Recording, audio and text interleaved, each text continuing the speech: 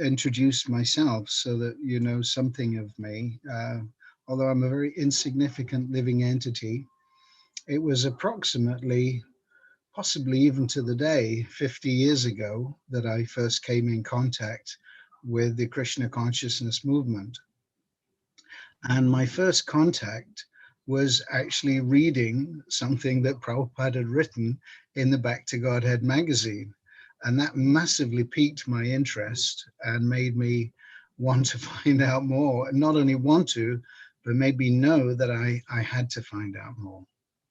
So at that point, soon after that time, I came to the Manchester temple where I was living in Manchester, and met the devotees, met Mahavishnu Prabhu, my very dear god brother.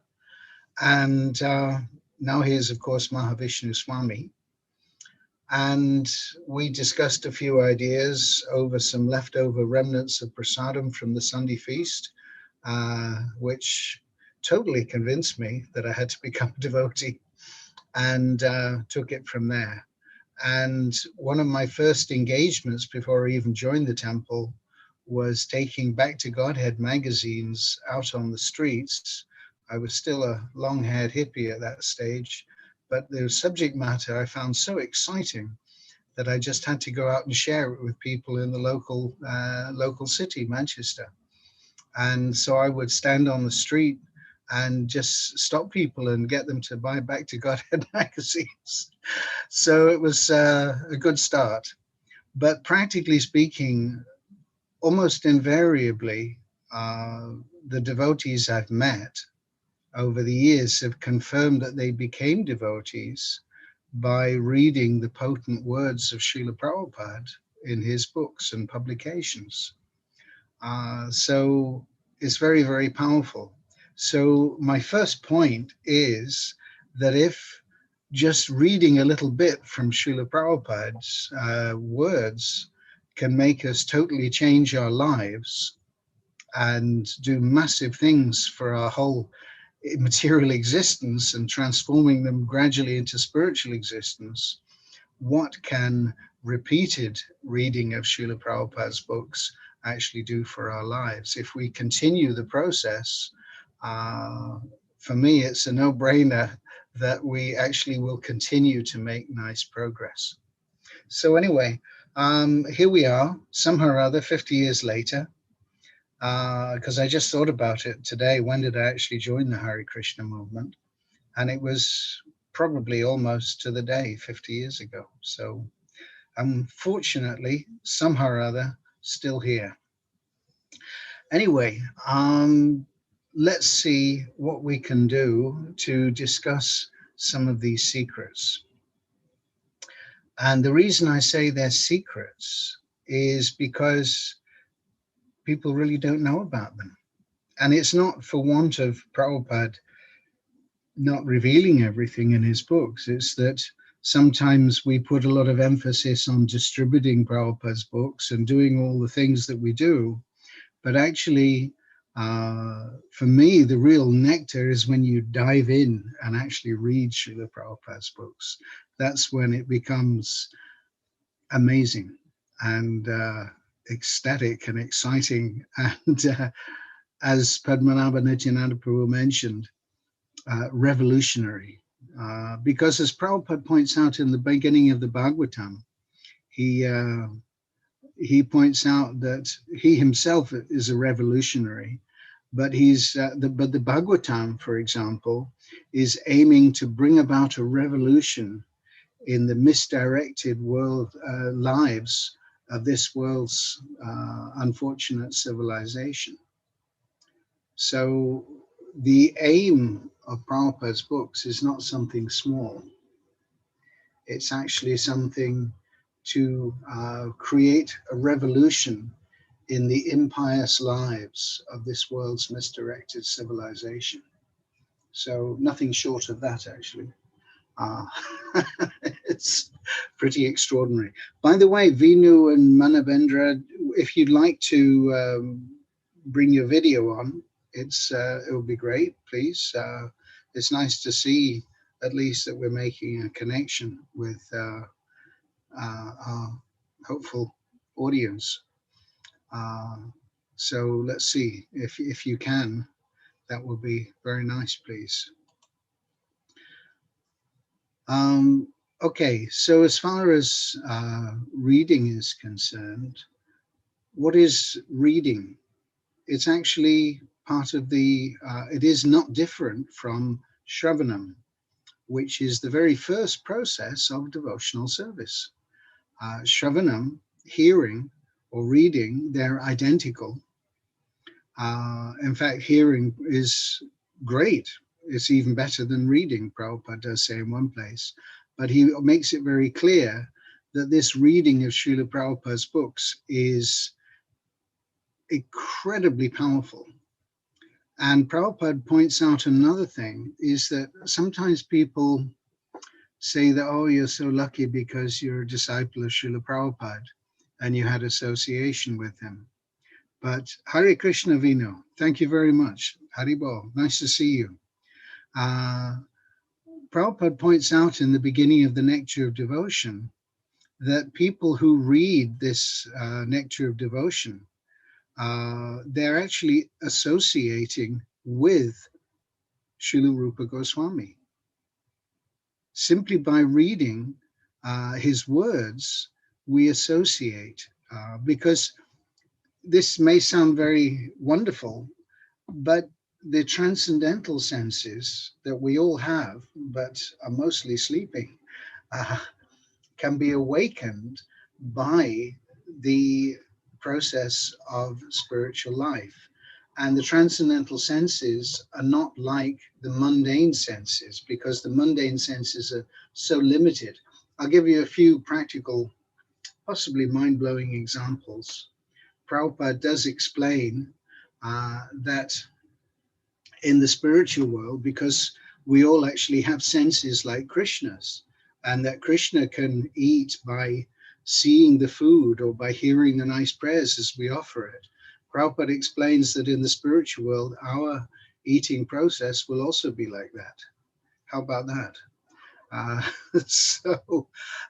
Another point is that he gave the example that in the spiritual world, everything is so potent that you can have your gulab jamun, even when you eat it, you can still have it. So we're not talking about mundane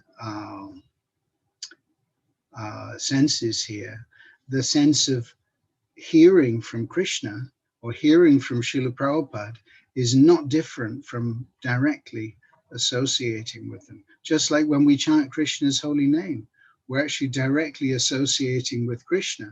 And the potency of that association comes from how intently and sincerely and eagerly and enthusiastically we chant and perform any of our practical activities of devotional service.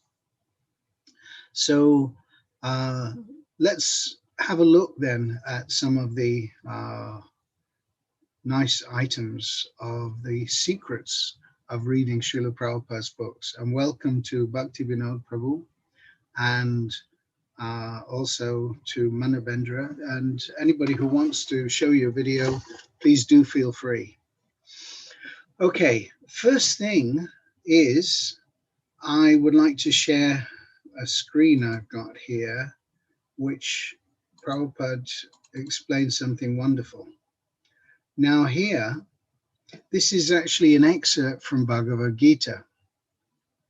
And as far as the importance of reading Srila Prabhupada's books, or why read Srila Prabhupada's books is concerned, this is something that is stressed again and again in Bhagavad Gita. And in this quote, Prabhupada actually says some amazing things about the value of reading. He says, now this is from chapter 10, text 18 of Bhagavad Gita. He says, now as far as Amritam, nectar, is concerned, any narration or statement concerning Krishna is just like nectar. And this nectar can be perceived by practical experience. Or in other words, we have to actually do it, otherwise we don't get the experience. Modern stories, fiction, and histories are different from the transcendental pastimes of the Lord, in that one will tire of hearing mundane stories, but one never tires of hearing about Krishna. It is for this reason only that the history of the whole universe is replete with references to the pastimes of the incarnations of Godhead. The Puranas are histories of bygone ages that relate to the pastimes of various incarnations of the Lord.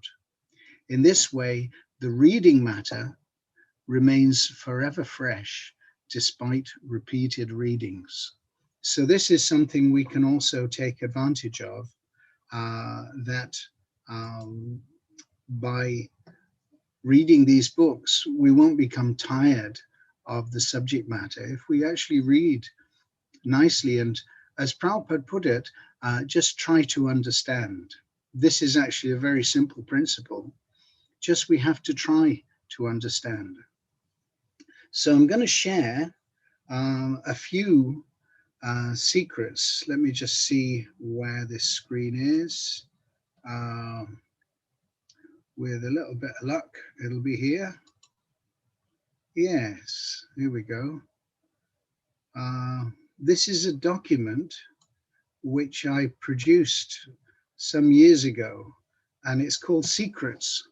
But the principle is it's to be distributed widely and freely, because as we know, this is a secret worth sharing with everyone. So here are some discussions or some ideas about why we should read Srila Prabhupada's books, which I hope you'll find interesting and illuminating and inspiring. So looking at this, first thing is, let's see, they put our existence as jivas and human beings in perspective. Let's face it, we've all taken our birth here in this material world. We've woken up now to find ourselves in a human body.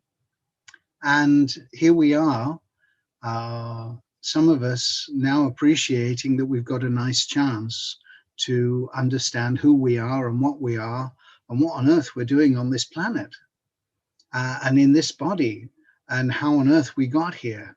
And especially when we hear from Srila Prabhupada that we've been through so many different species of life, all the 8,400,000 species of life, we've all been there and done that.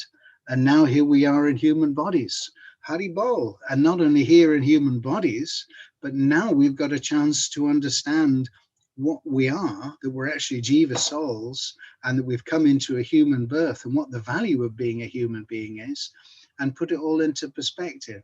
So this is one thing we definitely get by carefully reading Srila Prabhupada's books. And particularly, they help us motivate ourselves in spiritual life, because if we understand what we're doing, then and why we're doing it, it makes it so much easier to cope with these things.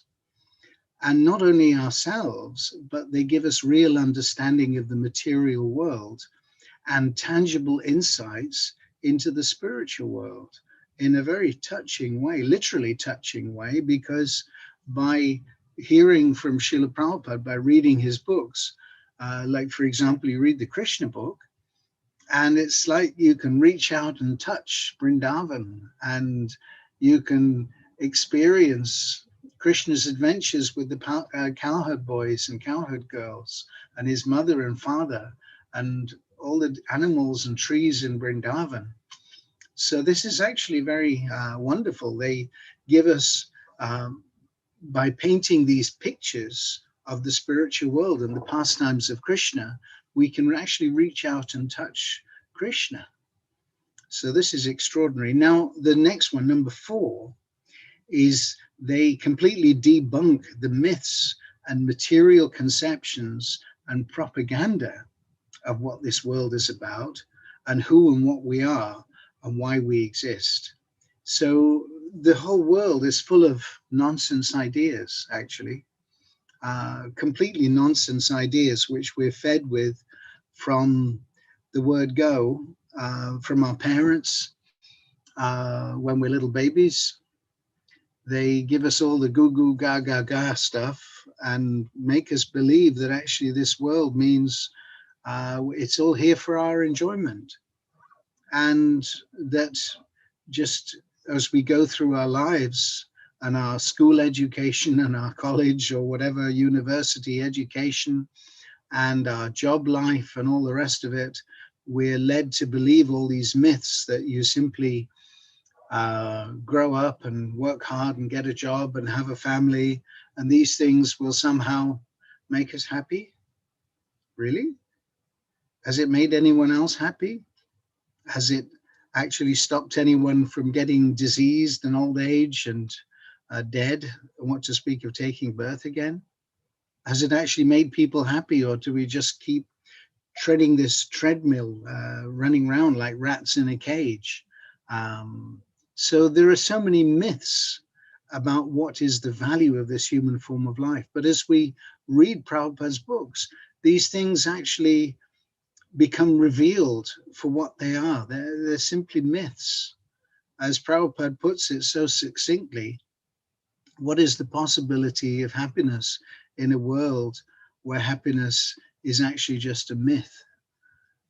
Shocking words from Srila Prabhupada, and they really help us understand what's going on. And here's another one. They reveal the all-attractive Krishna, his pastimes, and who he is, and attract us to him. So this is wonderful, actually, because the whole point is that whatever we do, we're going to have to uh, change our body.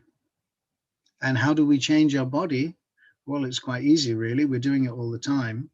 But we have to change our body in a dramatic way at the time of death. But as Krishna points out in his Bhagavad Gita, that depending on our consciousness and the mentality we've developed, that is actually at every moment determining our next body. So by becoming attracted to Krishna and developing a desire for Krishna and developing a desire for service to Krishna, then actually we're developing our spiritual body. We're redeveloping our spiritual body, which at the moment is actually dormant. So they also awaken our dormant appreciation and love and devotion for Krishna, because actually by hearing, which is the easiest of all the 9 processes of devotional service, although it may sometimes seem, can I really develop the enthusiasm for picking up one of Prabhupada's books and reading from it? It may sometimes seem a struggle just to do that, because there are so many other pressing things always trying to convince us that this is more important and this must come first. But actually, just if we do this simple thing, then our dormant love and appreciation for Krishna actually becomes awakened. So I'll come back to a few of these things, but I'm just going to stop sharing at the moment, if I can. Are we still here? Yeah. Okay. So actually, maybe I didn't share that with you already. I'm just trying to navigate my way around. Okay, so I hope everyone's still awake and alive. And if you want to ask any questions or make any comment, then please do feel free to somehow raise a hand, and hopefully I'll see that and we can discuss from there. You may have some good reasons for reading Srila Prabhupada's books yourselves. And I know when I've done this exercise with people in the past, and I've shared my reasons for reading Prabhupada's books, or the ones that I've realized and appreciated, and then asking other devotees, well, now you please share anything you've got. I've been happily surprised at the multitude of reasons devotees have for actually reading Prabhupada's books. So anyway, yeah, please do feel free to come in and share. I'm not sure how I'm going to see your hand raising, but let's give it a try. Okay. So any questions or comments or thoughts so far? We can easily run out of time on this. But in the meantime, I'd like to share something with you from the Krishna book, because in the Krishna book also we get some amazing stuff in chapter 7, I think it is. Let's have a look. It's in the pastime of Trinavarta. And I'm just looking for it here. Okay, it's about 100 references to Trinavarta. Let's just find the hit list. And here we go. Krishna book. Yeah. Now, in this chapter 7 of the Krishna book, Prabhupada actually makes some really wonderful points. Okay, the stop recording. It started again, thank you. So just on this, if I share this screen, right, this chapter 7 from Krishna book reveals a lot. The Supreme Personality of Godhead, Lord Krishna, is always full with 6 opulences, namely complete wealth, complete strength, complete fame. Everybody's after that these days. Look at the so-called TV programs where they're trying to have reality. Crazy. Complete knowledge, complete beauty, and complete renunciation. The Lord appears in different, complete, eternal forms of incarnation. Now, Prabhupada explains here, the conditioned soul has immense opportunity to hear about the transcendental activities of the Lord in these different incarnations. In the Bhagavad Gita, it is said, Janma karma chame divyam. The pastimes and activities of the Lord are not material. They're beyond the material conception, and the conditioned soul can benefit by hearing such uncommon activities. Hearing is an opportunity to associate with the Lord. To hear his activities is to evolve one's transcendental nature simply by hearing. The conditioned soul has a natural aptitude to hear something about other conditioned souls in the form of fiction, drama, and novel. That inclination to hear something about others may be utilized in hearing the pastimes of the Lord. Then one can immediately evolve his transcendental nature. Krishna's pastimes are not only beautiful, they're also very pleasing to the mind. And then Prabhupada explains in this further on. He says, if someone takes advantage of hearing the pastimes of the Lord, the material contamination of dust accumulated in the heart due to long association with material nature can be immediately cleansed. Hey, how about that? Lord Chaitanya also instructed that simply by hearing the transcendental name of Lord Krishna, one can cleanse the heart of all material contamination.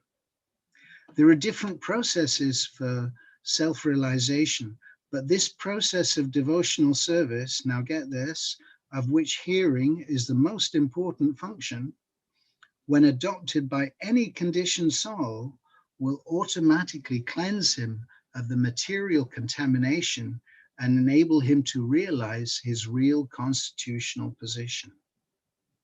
Conditional life is due to this contamination only, and as soon as it is cleared off, then naturally the dormant function of the living entity rendering service to the Lord awakens. And now Prabhupada makes a further point here. By developing his eternal relationship with the Supreme Lord, one becomes eligible to create friendship with the devotees. Maharaj Parikshit recommended from practical experience that everyone try to hear about the transcendental pastimes of the Lord. This Krishna treatise is meant for that purpose, and the reader may take advantage of it to attain the ultimate goal of human life.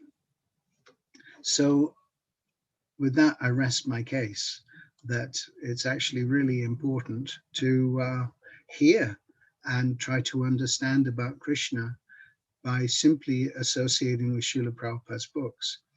Now, I haven't spotted any hands going up or any requests to unmute, so I'm going to carry on and just share a few more bits and bobs which you might find interesting.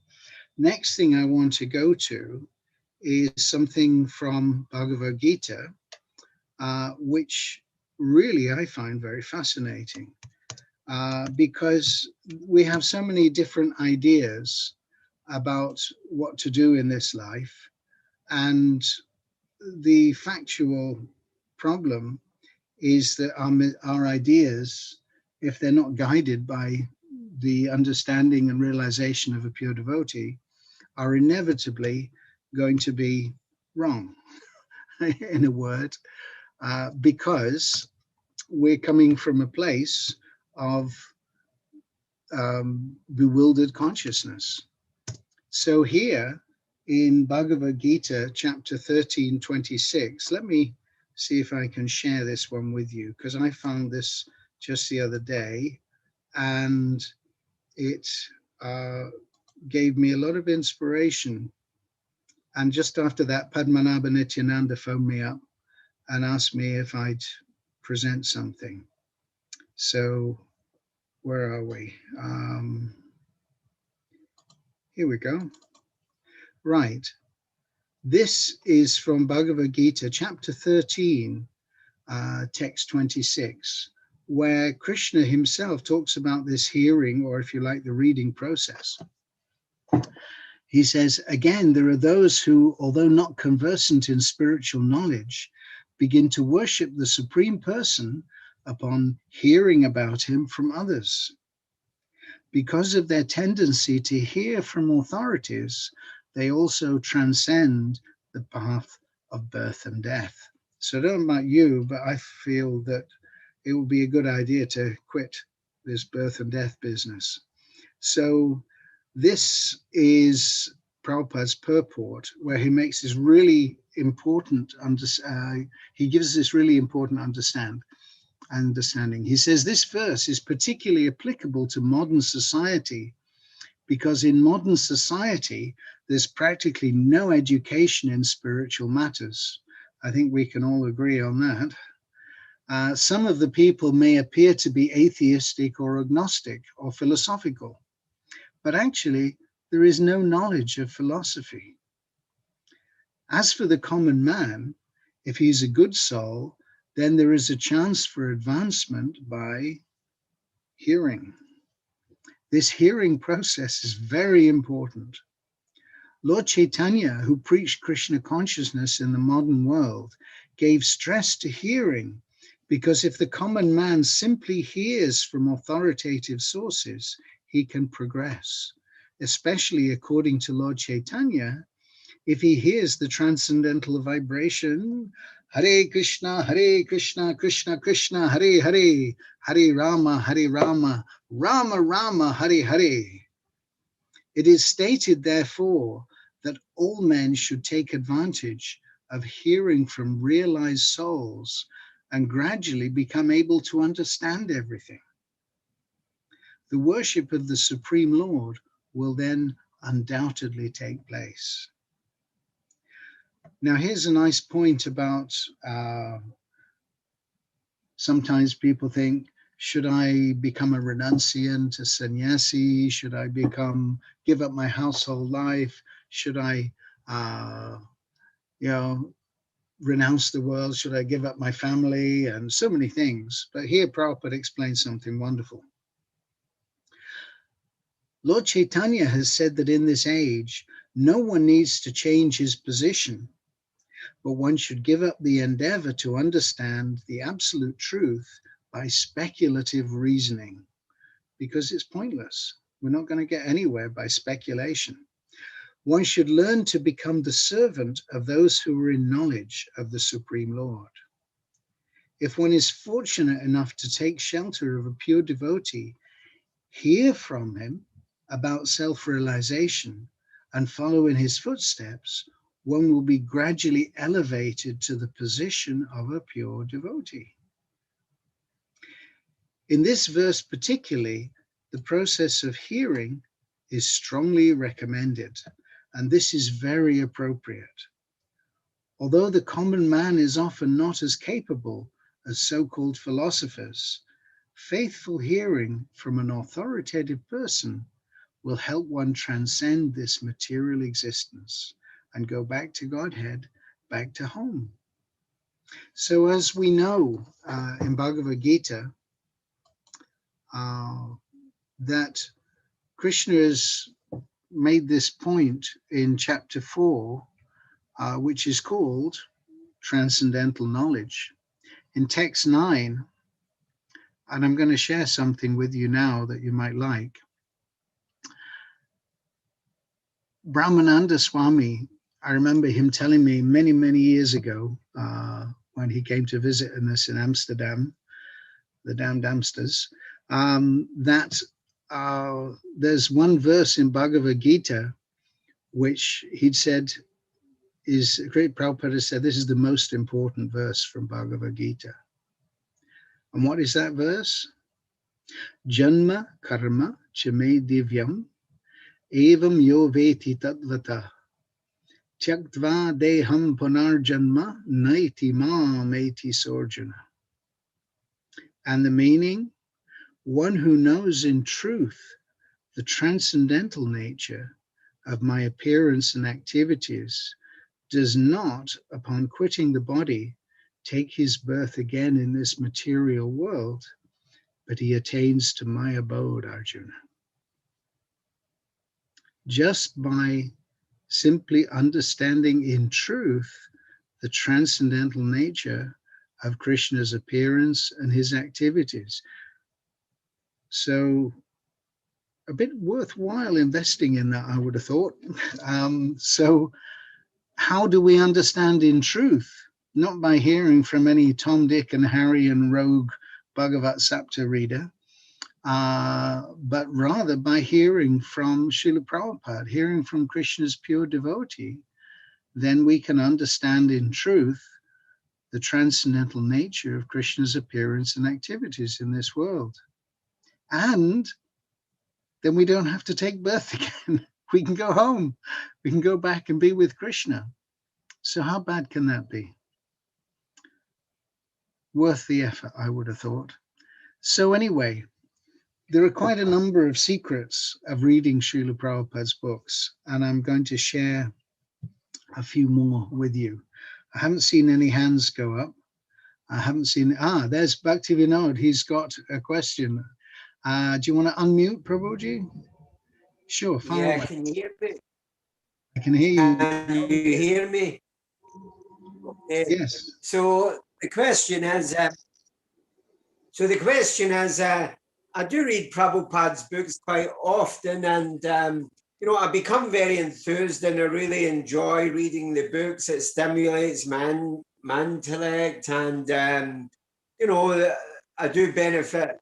It's enjoyable reading, but then there's times when I don't read, and there's times when I could be reading, and and I think to myself, well, why am I not? I'm getting so much out. I actually enjoy like reading Lord Chaitanya's pastimes. I enjoy, the philosophy from the Bhagavatam is so, makes so much sense. And the Gita is, it's like our guidelines in life. And it's like when Gandhi says, whenever you're down, you pick up the Gita and you'll find something to bring you up. But I could be reading a lot more, and I sometimes think to myself, well, why am I not? Why am I not? You know, it's like, you know, is it due to the conditioning of the millions of years in the material world that even I don't want to do something that I actually enjoy? You know, what would you say to that? That, you know, we've kind of forgotten even how to enjoy and even don't want to at times, you know? It's like, what would you say to that? Okay, well, here's my take on that, Prabhu. Thank you very much for your question. One thing is that the material world is full of overwhelming influences, and that we get swept away on a moment by moment daily basis uh, uh, by so many distractions from Krishna.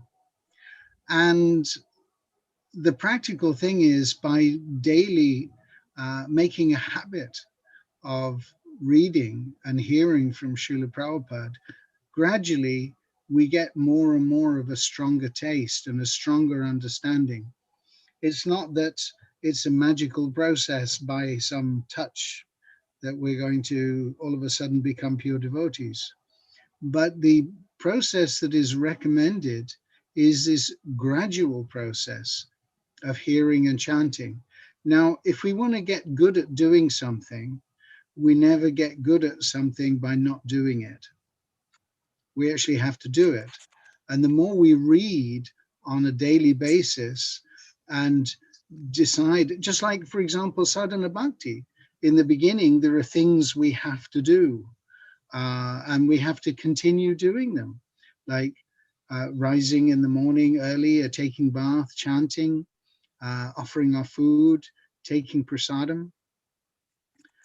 And by doing these things regularly, one thing wonderful happens is they become more and more enlivening and we get a taste for them.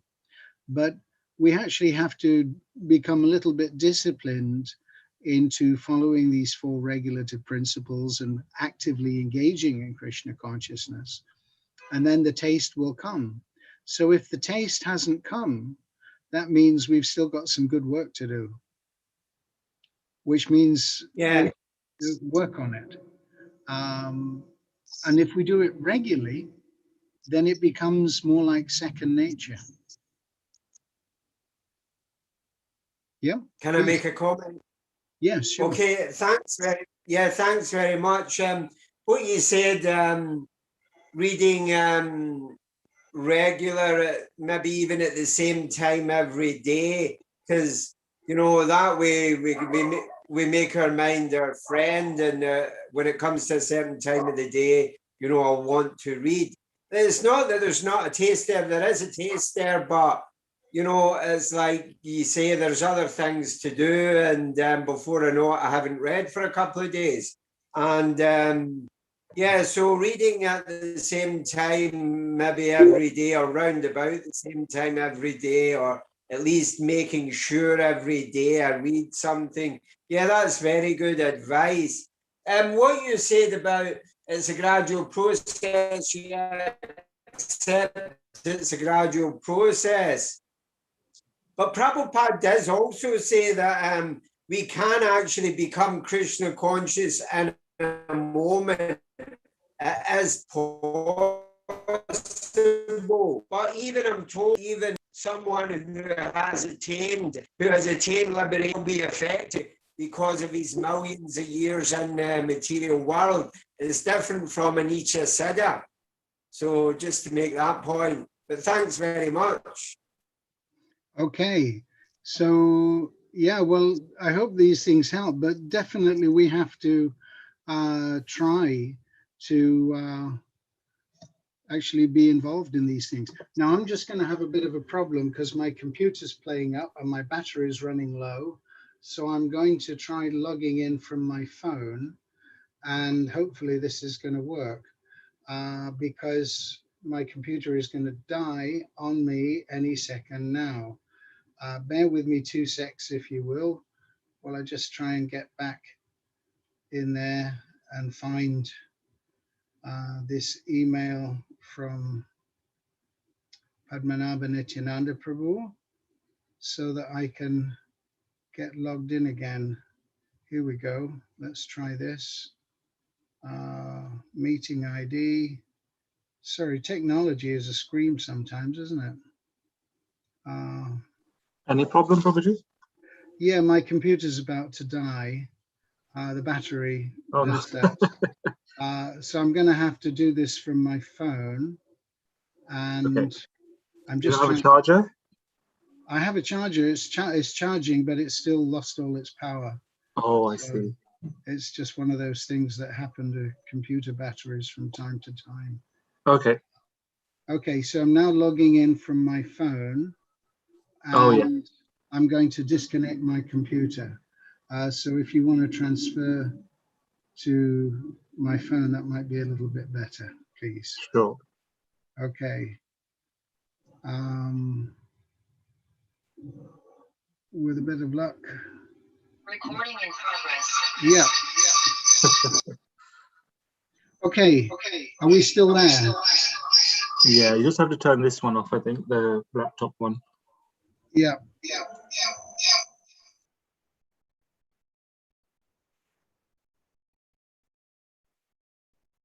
And just unmute on your phone.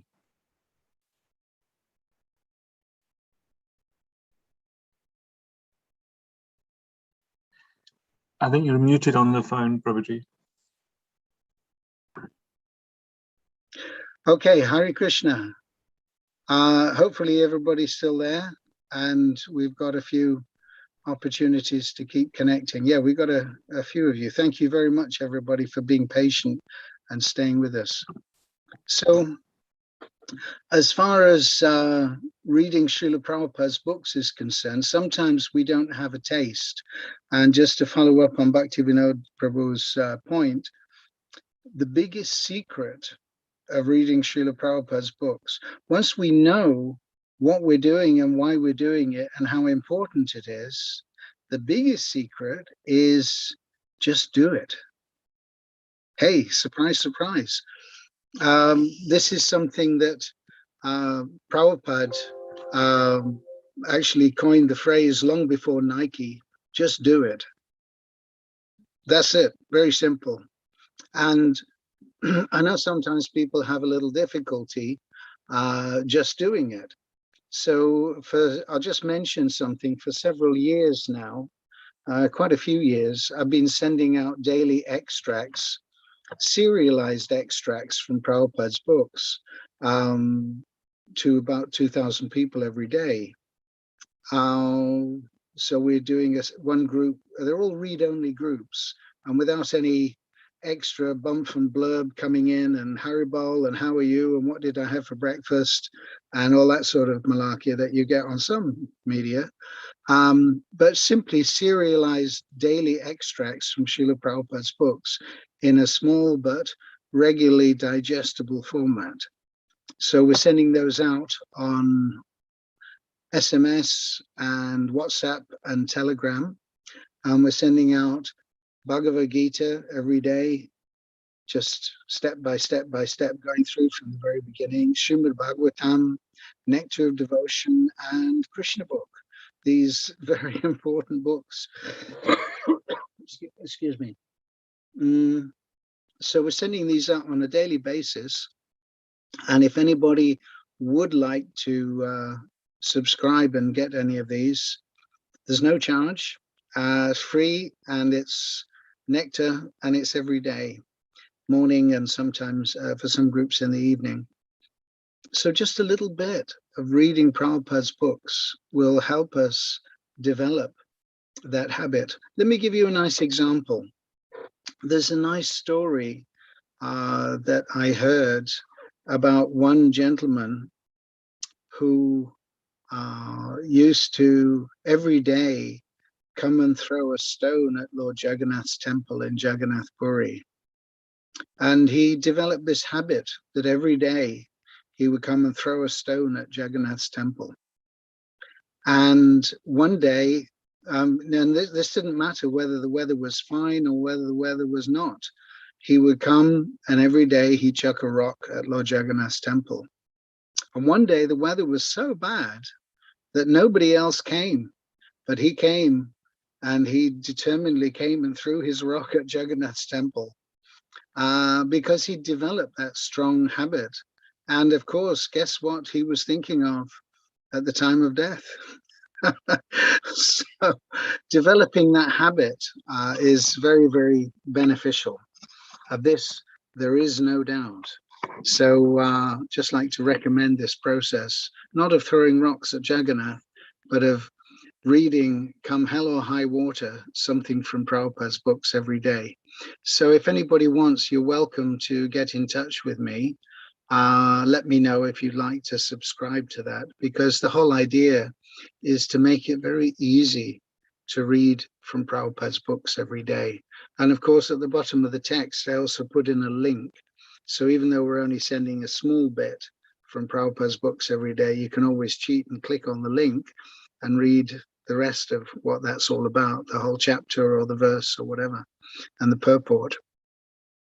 Okay, so those are a few ideas. Now, as far as some of the secrets of reading Srila Prabhupada's books are concerned, I'd like to share a few more ideas that may be helpful for you. Why we should read Srila Prabhupada's books. Now, as I mentioned earlier, before some of you joined, why are we actually reading Prabhupada's books? Well, we discussed a few reasons, but practically reading from Srila Prabhupada is devotional service. Which method? Number one, it's Shravanam, hearing. As Caesar, was it Caesar or Antony? He said, Roman friends, Romans, countrymen, lend me your ears. Because by hearing, one becomes connected. And Prabhupada makes the point that by hearing, even from a distant place, like we watch the TV or listen to the radio or so many broadcasts, we're actually connecting with what's going on there, and we can understand. So Prabhupada's giving us information from the spiritual world, which is very valuable. And by hearing in that way, we can connect our consciousness with Krishna. It's the Prabhupada says it's the first and the easiest process of devotional service, just simply hearing. So let's have a look. These books, what do? They eradicate the darkness of ignorance. Now, why do we keep doing the things that we do that keep us suffering? And that is because of ignorance. So if you can get rid of the ignorance, then we don't have to keep doing all these nonsense things that keep us bound up in the world of karma.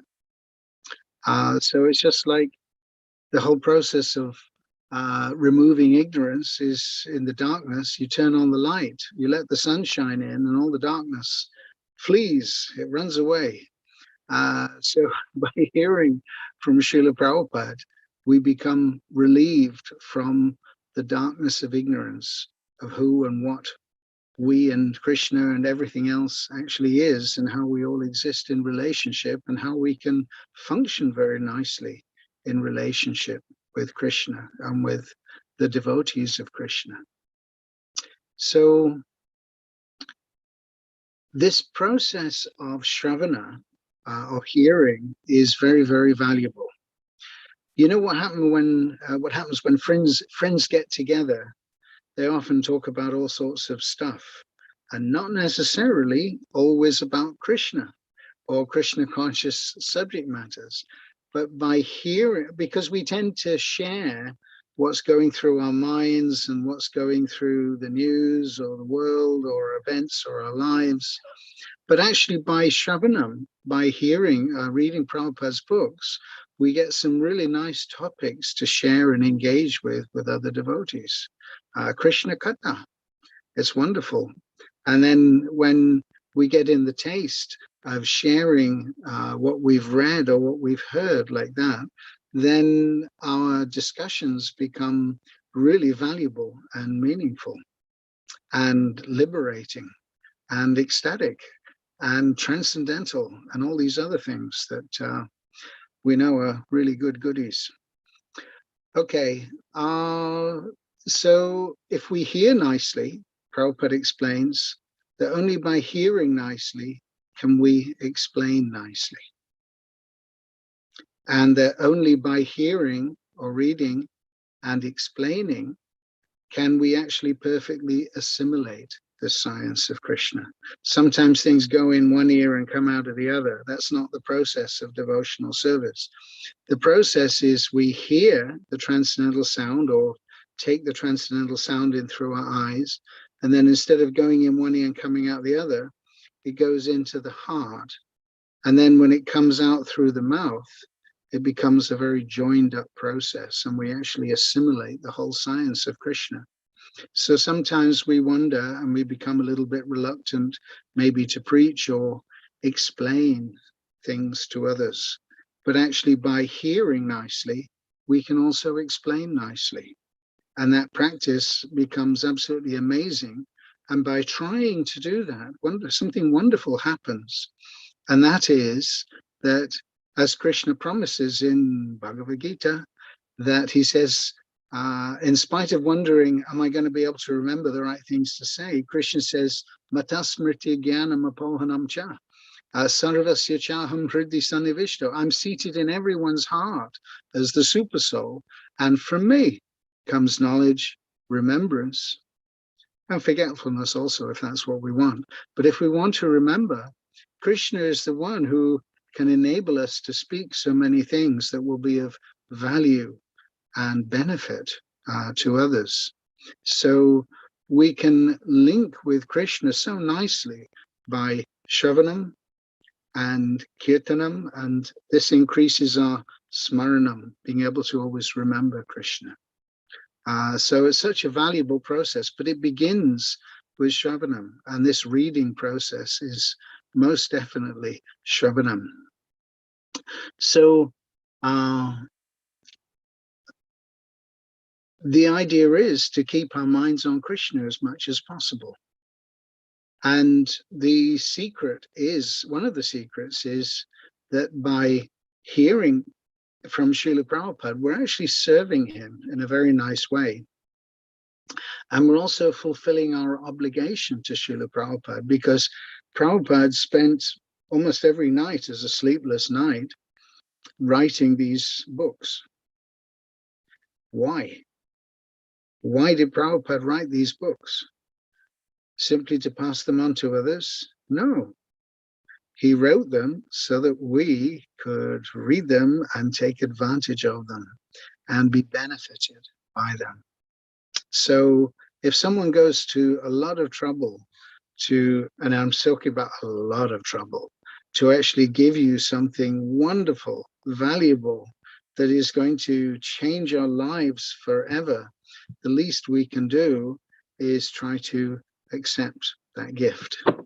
And the best way of accepting that gift is to actually read them ourselves. And that in itself will make us inspired to want to share them and even distribute them to others.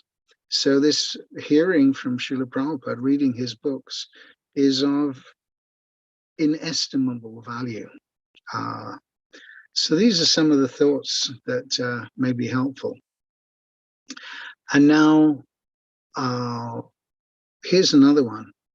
Why read Srila Prabhupada's books? They encourage the mind to become a devotee.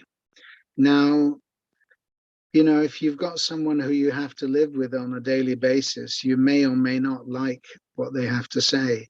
They may give you so many incentives, they may give you so many encouragements. But if the mind itself is a sense enjoyer and a karmi and a materialist and a rascal and an atheist and so many things, then the best thing to do is, if you've got no choice to live with them on it every day, best thing is to make them into a devotee. And then you can have nice devotee association. So if we can get the mind to become a devotee, then hey, we cracked it. That's really good association. But the mind is very tricky, and it needs regularly chastising and bringing into line in order to become actually a devotee. So therefore, Bhaktisiddhanta Saraswati Maharaj, he recommends that you beat the mind 100 times in the morning with a stick and then again 100 times in the evening with a shoe. Not physically, but just we have to encourage the mind. Okay, read it. Read it. What did Prabhupada say? What did he mean? What's the import of this for me? How does this affect me in my life? What can I do by hearing from this? Can I actually change in my life? How can I develop that enthusiasm and understanding and eagerness and enthusiasm to want to serve Krishna some more?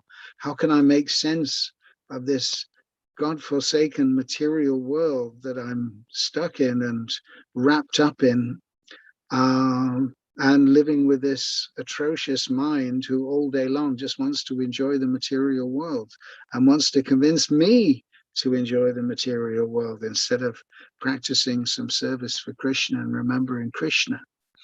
So getting the mind to become a devotee is pretty important. And so this process of reading Srila Prabhupada's books actually strengthens the mind's devotional qualities and helps us become devotees in the mind and in the heart, that yes, just let me do it. Let me become Krishna's devotee. So why else to read Prabhupada's books?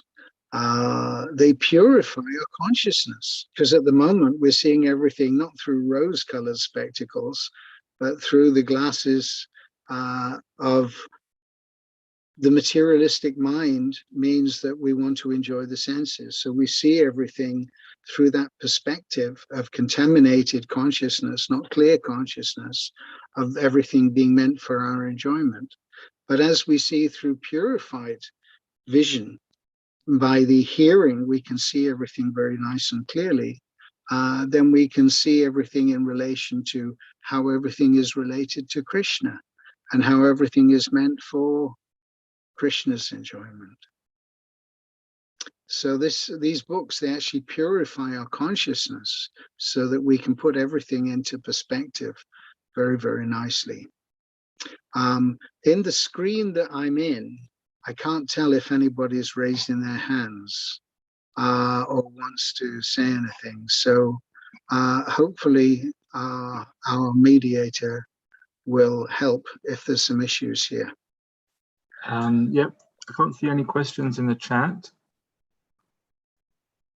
And will you let me know if there are some questions there, Padmanabha, please, Prabhu? Yeah, sure. Okay, great. And if anybody wants to interject or say anything or ask anything, then it's urgent, then let me know, please, because on the phone I can't see everything all at once. Okay, so some other points. Here is something really important.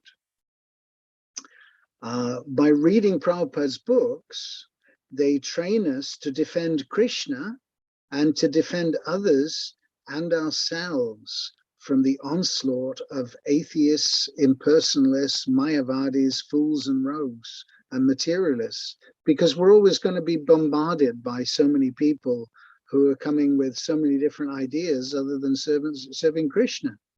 And we have to be able to defend ourselves. And sometimes people will come across that actually they're attacking Krishna.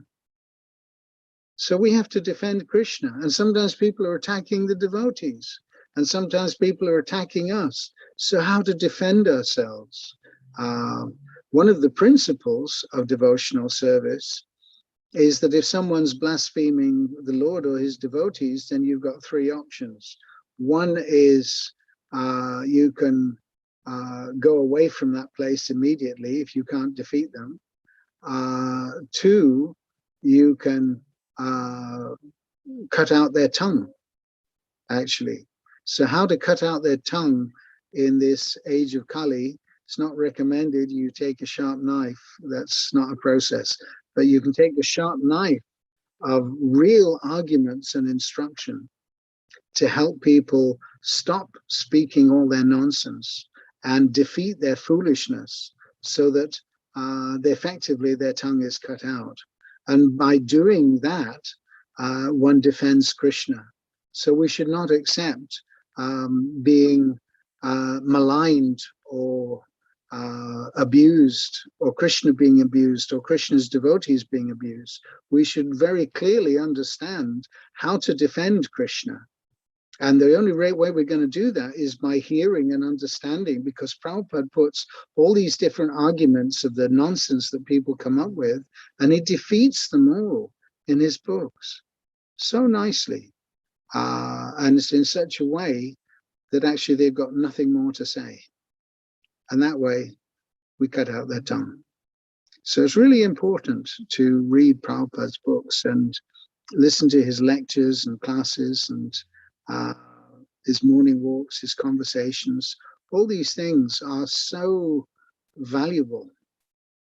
I'm going to give you a shocking one now, which a controversial point, which may get you, or it may not, but let's see.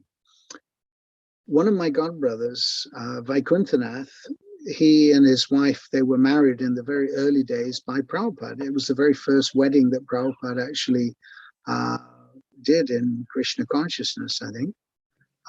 But anyway, Saradiya, his wife, who's now sadly passed away, told me this secret. Vaikuntanath had asked Prabhupada, Prabhupada, you explain that actually, if people are going to make progress in spiritual life, they have to get initiated.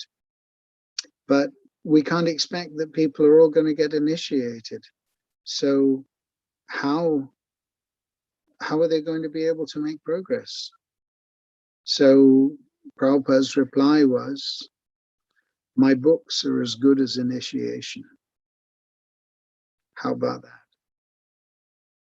Because the whole process of initiation is to take on board the instructions of the Lord's devotee, to accept that as valuable.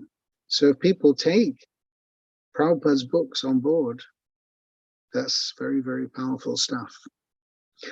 Okay, let's move on.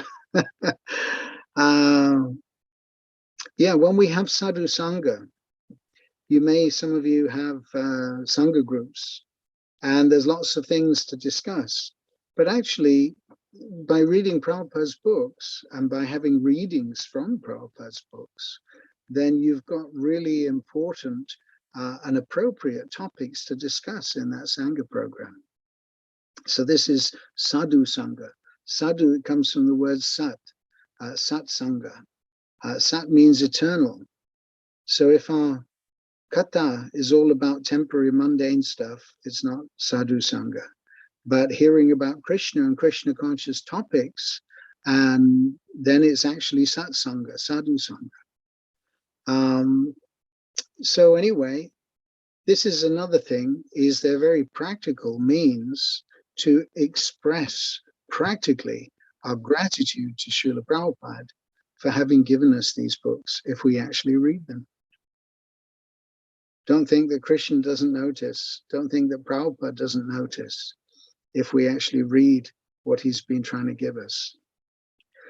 Bhaktivinoda Prabhu, if you're still with us, do you want to turn off your picture if you're falling asleep? Sorry about that. Hare Krishna. But otherwise, please stay with us and stay alive. Thank you very much.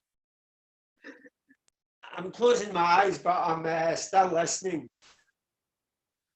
I know you're in yoga nidra. Okay, don't worry, Prabhu. Okay, so we've discussed about how these books enable us to associate practically with Krishna and with Prabhupada and with previous acharyas. Factually speaking, these books give us direct association. By reading these books, we associate with Srila Prabhupada. So if people say, oh, you're lucky you had Prabhupada's personal association, Prabhupada actually explained that association with the Vani is even more important than associating with the Vapu. Associating with the Vani, the instructions of the Lord's devotee, is even more important than associating with the physical form, because sometimes we can appreciate the physical form, or sometimes we may not. but by associating with the Vani, we get even better quality association with Srila Prabhupada. So let's have a look. Hare Krishna, Tribhangananda Prabhu. Hare Krishna. Hare Krishna, who is this? This is Bhagavatam Das Prabhu. I thought I recognized the voice. Hare Krishna Bhagavatananda Hare Prabhu. Krishna Prabhuji. Very nice.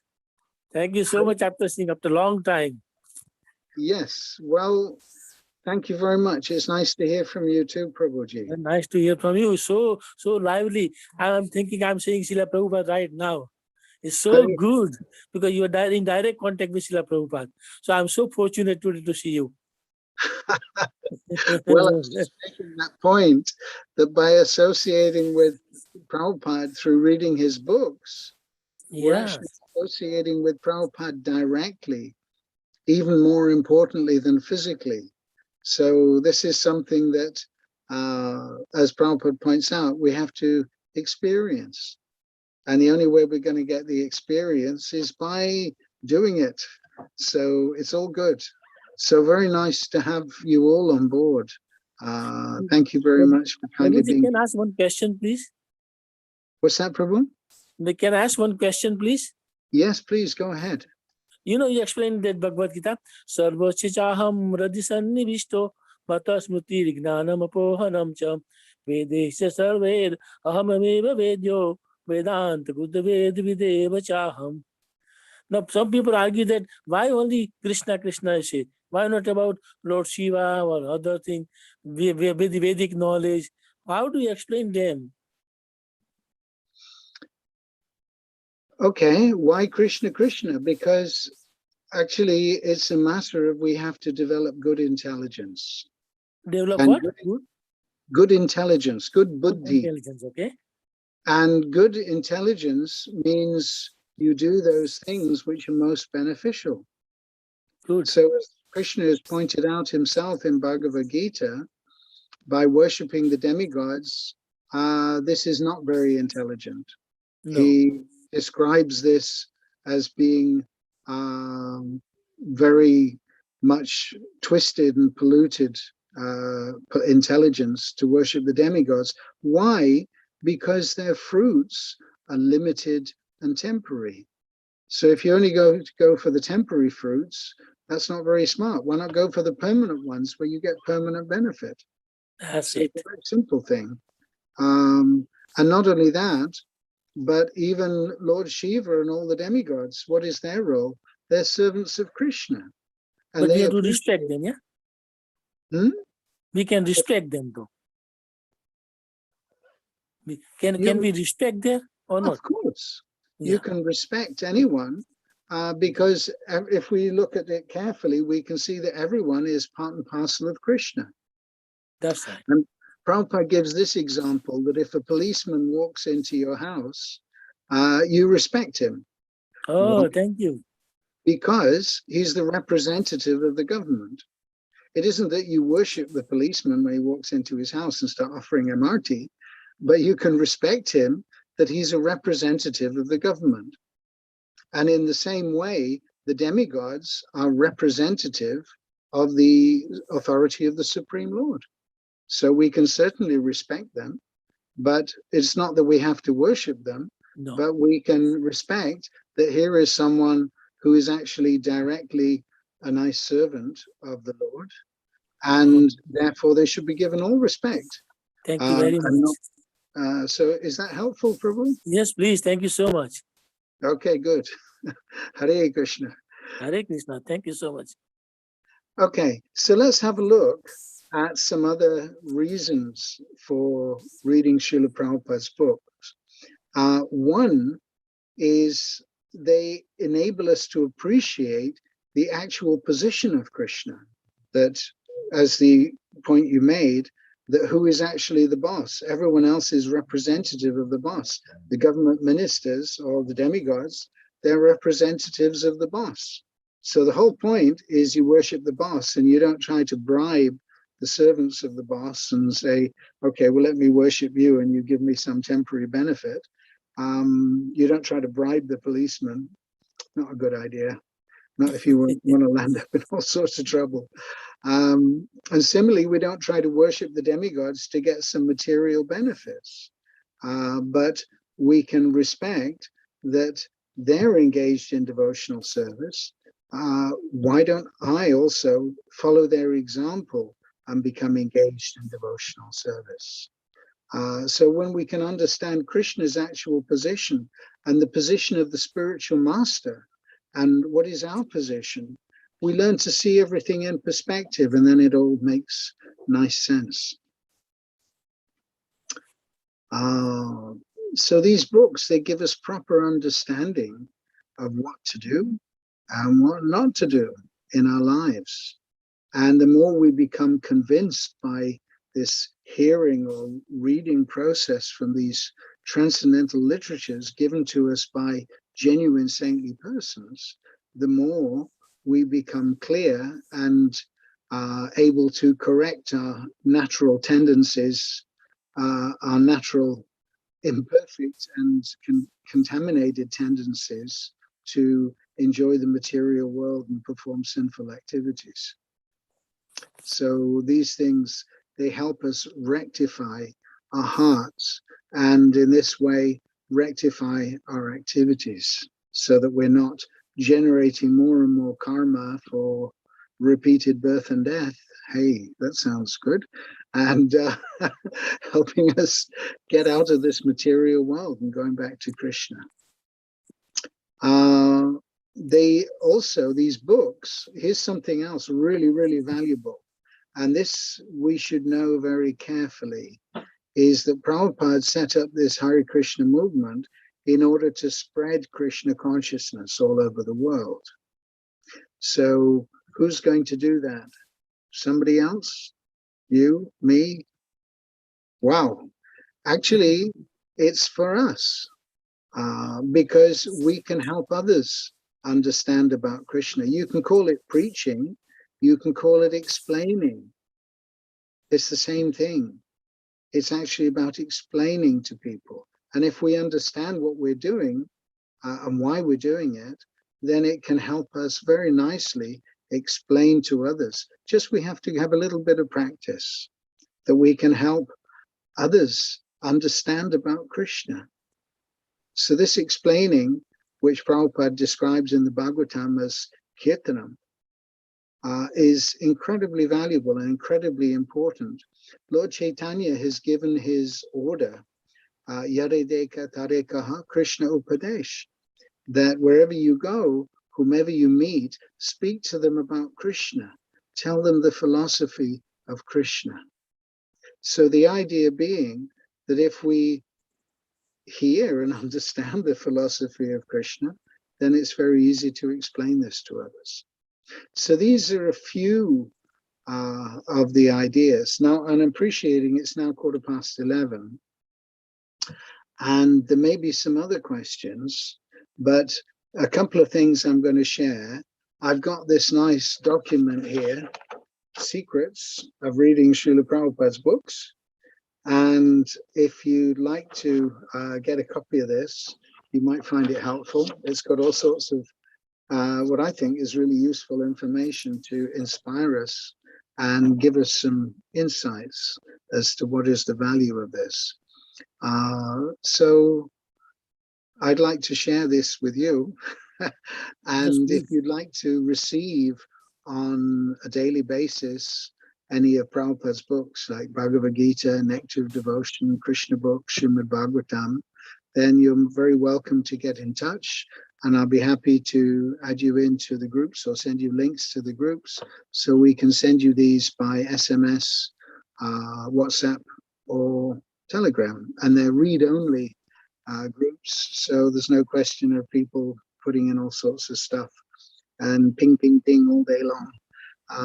Just nice, simple, straightforward, unadulterated Prabhupada's books.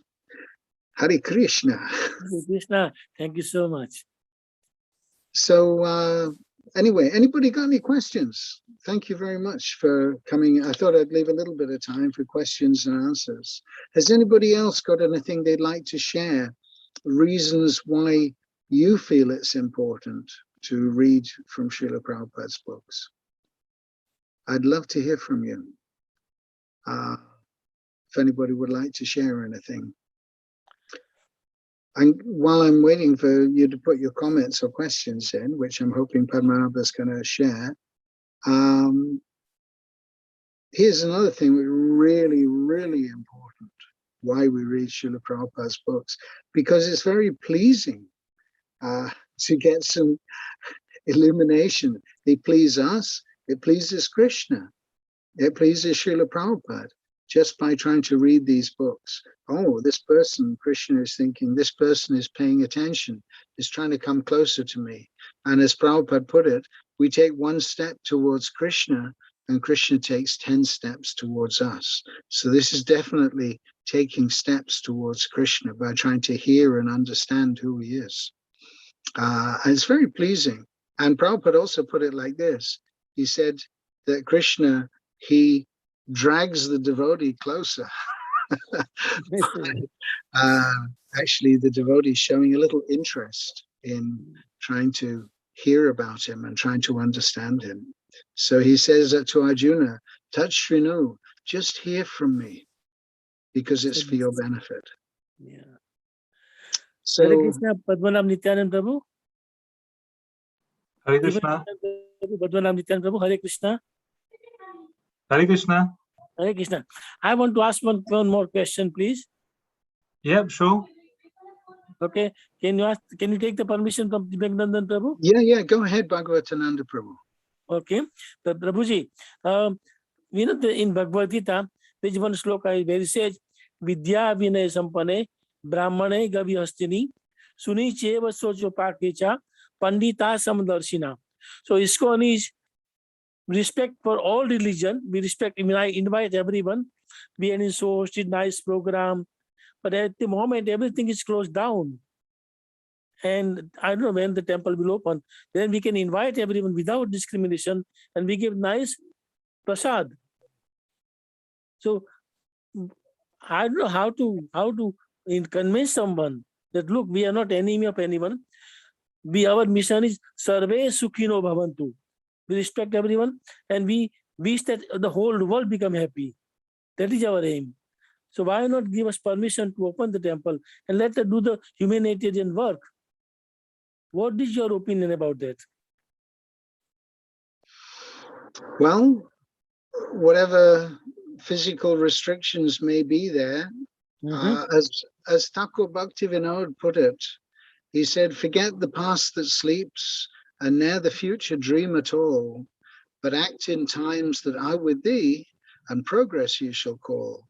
So just like now, we're taking advantage of this medium, because until the day after tomorrow, the so-called freedom is not becoming available, although for a lot of people it's a very fearful state. But in the meantime, whatever we can do to help spread Krishna consciousness, go for it, do it. Take advantage of the difficulties. Now we're using this electronic medium more than ever, because it's a very practical way of connecting, and it's an awful lot cheaper, of course, than going by car and renting a hall or whatever. But I'm just sorry we can't share prasadam through this medium, because that would be really cool. But anyway, we've got Rath Yatra coming up, hopefully. Hopefully. So that's something which we're going to be all hopefully wearing our masks and singing our hearts out and dancing and enjoying the association of devotees. We do what we can do, but wherever we have the opportunity to spread Krishna consciousness, let's take it. Thank you so much. Make it a success. Thank you so much, Prabhuji. Hare Krishna. All right, there was a comment there from Amoga Leela, but it's disappeared. I'm sorry to say, I can't see it anymore. Wait a minute. I think I've got something here. Chats, 2 messages. Okay, Amoga Leela, Prabhu, thank you very much. I'll be happy to get some nectar by SMS. Okay, no problem. I'll get you connected. That's wonderful. Thank you, Prabhu. So any other questions or comments anyone would like to share?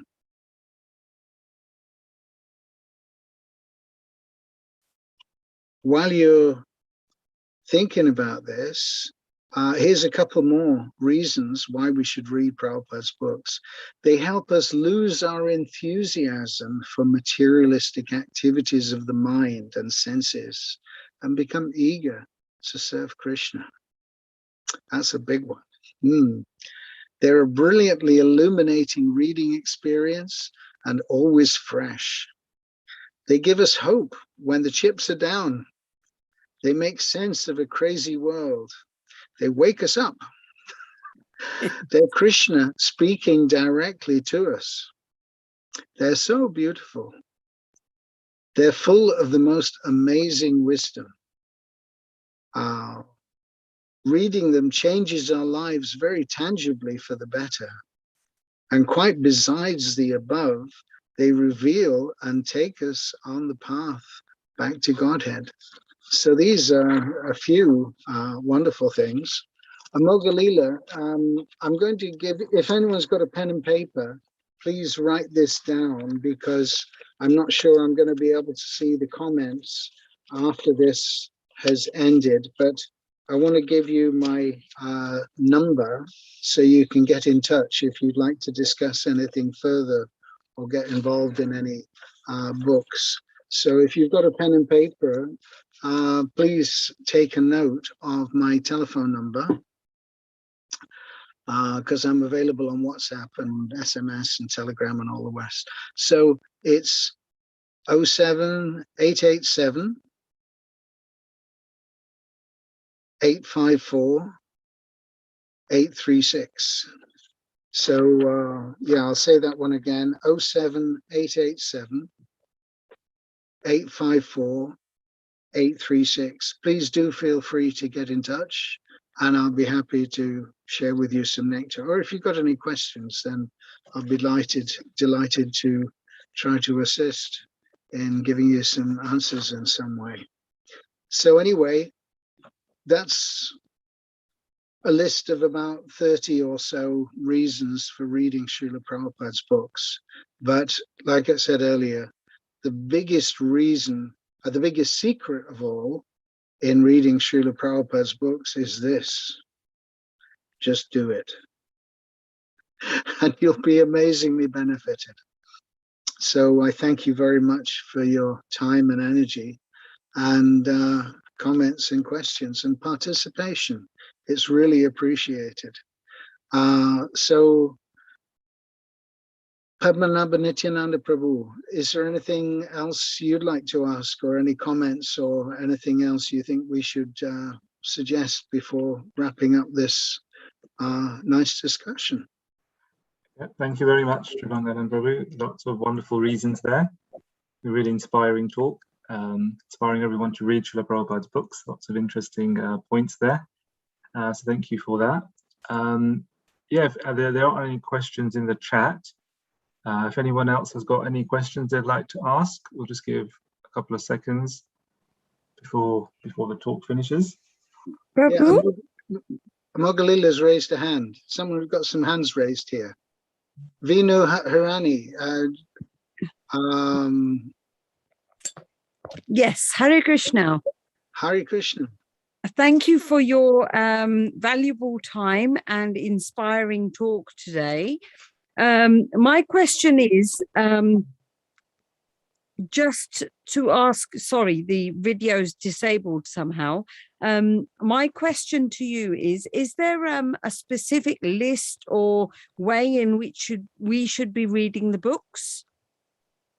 I remember Bhaktivedanta, not Bhaktivedanta Archives, what's that one they put it, the Veda base, what do they call that thing? Not the Wikipedia, but Vanipedia.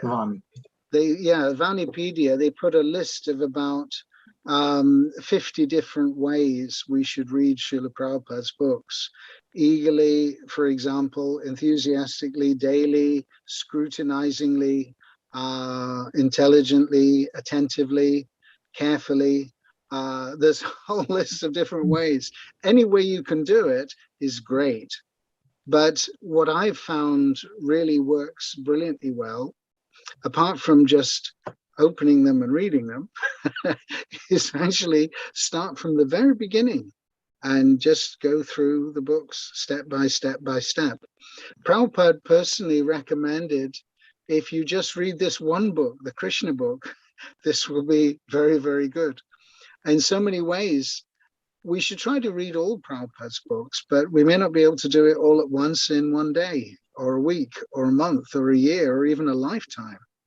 But if we can carefully, patiently go through them and discuss these books and try to understand these books, then that will be very good. Like, for example, with the Nectar of Devotion, Prabhupada said about that, don't just read something and then say, Prabhupada, what does this mean?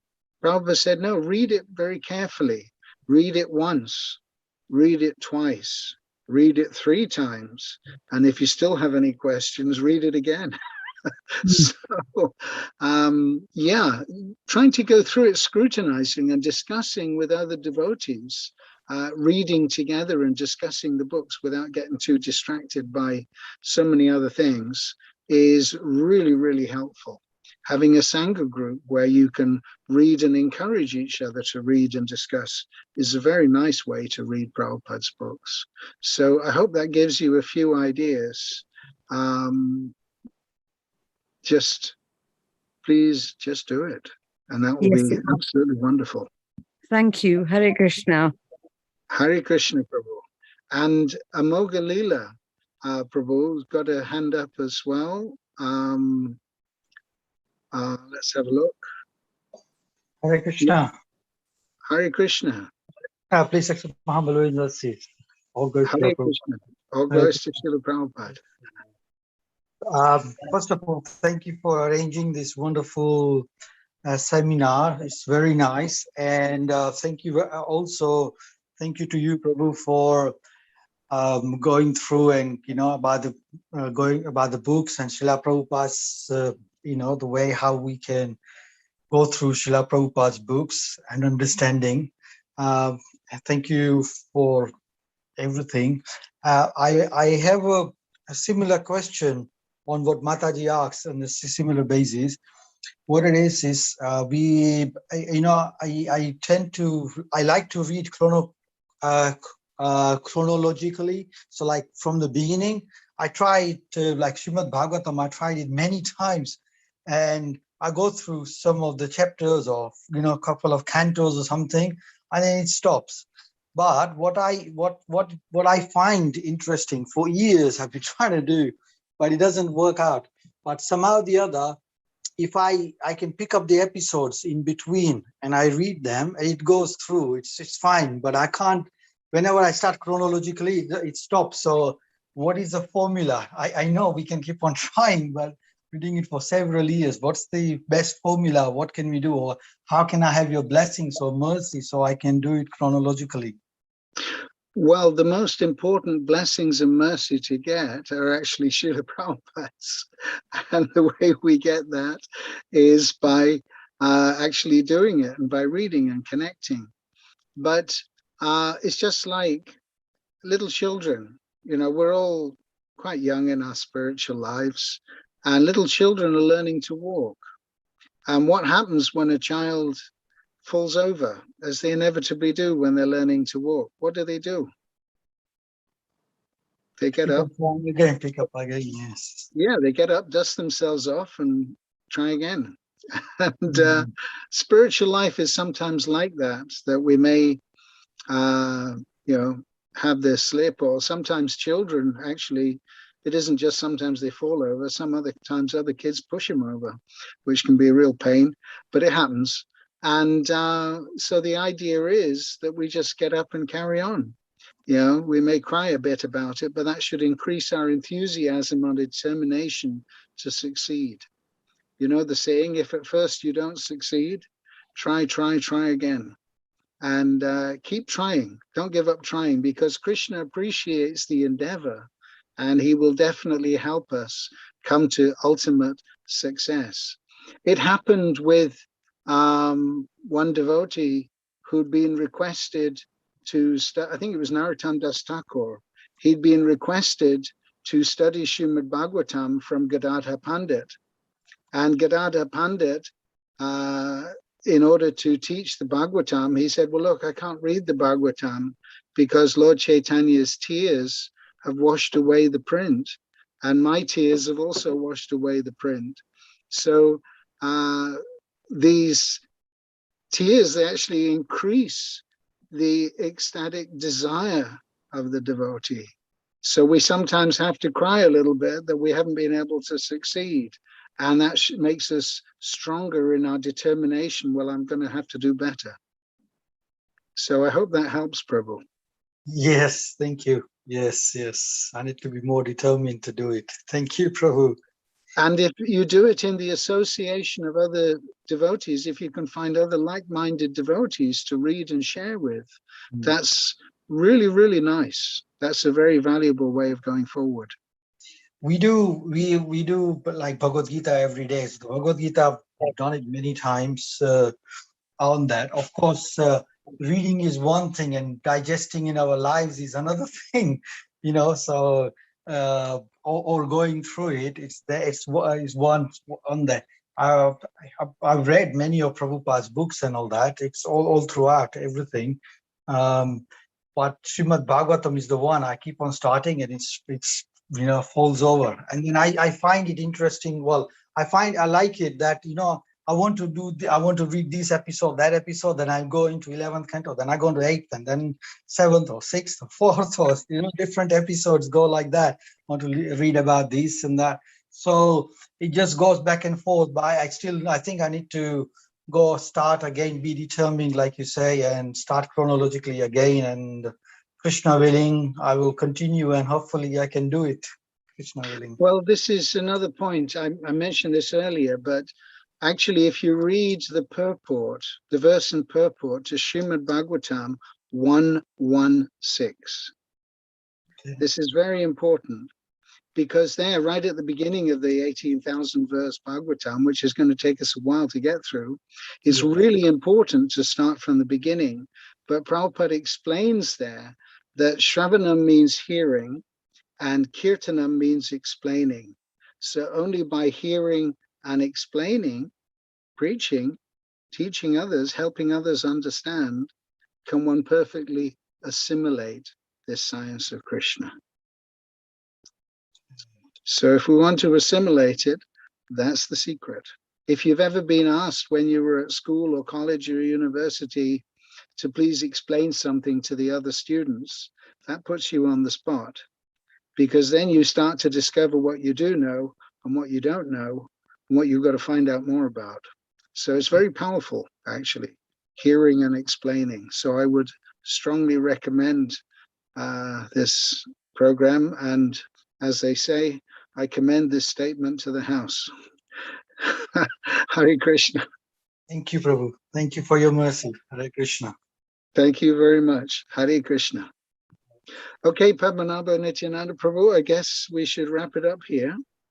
But thank you very much indeed for the opportunity to share with all these nice devotees. And thank you, all of you, for kindly attending and being conscious.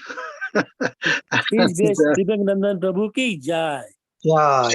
Srila Prabhupada ki jai. Srila Prabhupada's books ki jai. Thank you very much, Tribhangananda Prabhu. Hare Krishna. Thank you, Your insights Padmanabha and Prabhu, for arranging this realizations. program. Very nice. Thank you, everyone. Next class is going to be at 12 o'clock, and it will be by Manidhar, His Grace Manidhar Prabhu. So he's going to be also speaking about the mood and mission of Srila Prabhupada. So I request everyone to please join us again in about half an hour's time. Yes, Thank you, thank you so much. Hare Krishna. Thank you.